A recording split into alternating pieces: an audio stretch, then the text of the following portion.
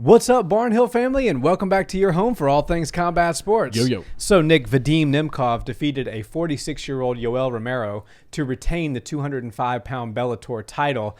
I want to break down the fight because Yoel, even though he does still look like a physical specimen, he's moving like an older man in there right now, and he was very economical with his shots, similar to how he fought Israel Adesanya for the belt back in the day.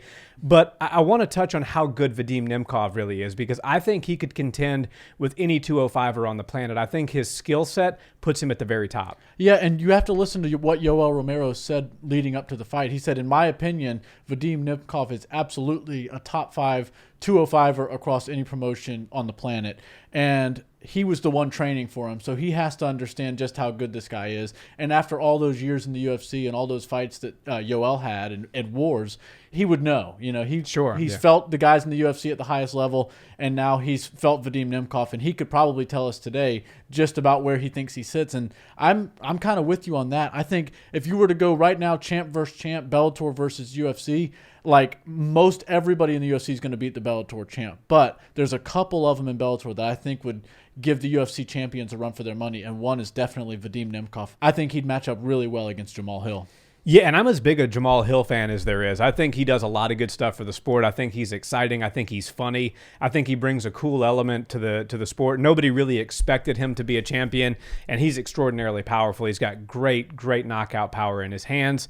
But if you look top to bottom skill set, Vadim Nemkov is levels above Jamal Hill, in my opinion. I think that he's got everything he needs to contend with anybody in the UFC's 205 division. He's very strong. He's very athletic. His striking and straight punches especially are really crisp and really clean.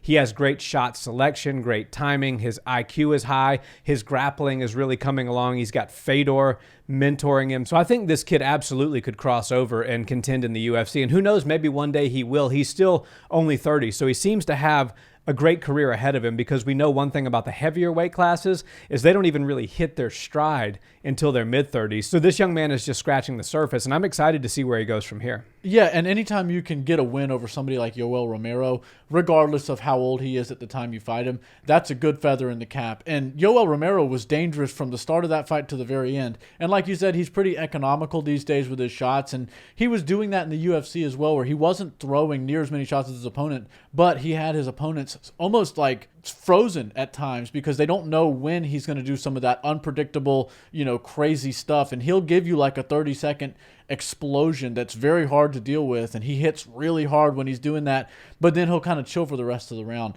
And he's gotten so good at those sort of bursts that he can steal rounds away from people. And optically, as far as the judges go and the fans go, they see him doing something like that with the way he looks and everything, and they start to go, wow, did he just steal that round? We saw him put Nemkov on the ground in this fight, and optically the people in the crowd were cheering and going insane when it happened, and then the commentators were talking about how they thought it might have been more of a slip, but that sort of stuff is hard for a judge to see in the moment. So Yoel Romero is dangerous all the way through. He can steal rounds all the way till the very end, but it was sort of a passing of the torch, if you will, to see Nemkov come in there much younger, 16 years younger than Yoel Romero, and get his hand raised was impressive.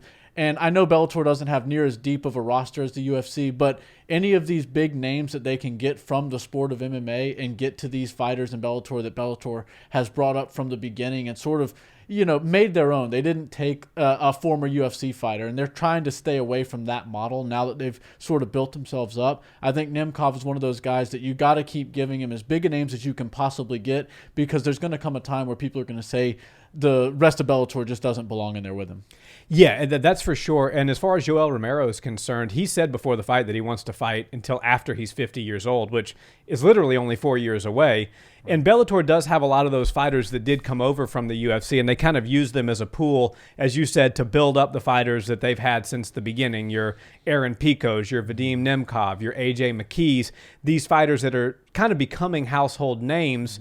that started with Bellator, which is a new thing for Bellator. They were the ones who did take those UFC fighters and tried to build them up after their UFC career had kind of hit its high point. But I like the way they're doing things now, and I do think there's some fun fights for Yoel to have. And that's one thing I like about Bellator that the UFC doesn't do as much of, which is have sort of like two divisions running simultaneously, if you will. You have the people that are actually contending for a belt, your McKees, your Nemkovs, etc., and then you have people that are having some fun. You know, Chael Sonnen was in there not long ago, Lyoto Machida, Yoel Romero, big names, Fedor, people that everybody's going to tune in to watch, and you can make fun matchups for Yoel that he can absolutely contend in. He contended, and he came up short, but he just fought for a title and went all 5 rounds. So I think if he wants to keep fighting, let the guy do it. It seems to be what he really enjoys in life, and certainly physically he's there, and I'd be happy to see Yoel compete for another few years. Yeah, and if you can last 5 rounds with Nemkov, that proves that you belong in that division and at the very top of it. So hats off to Yoel. Keep doing the damn thing, and the champ Nemkov really does have a bright future if this is how good he looks at 30, and most heavier weight class guys don't reach their peak till about 35. Yeah, can't wait to see what he does from here. Me either.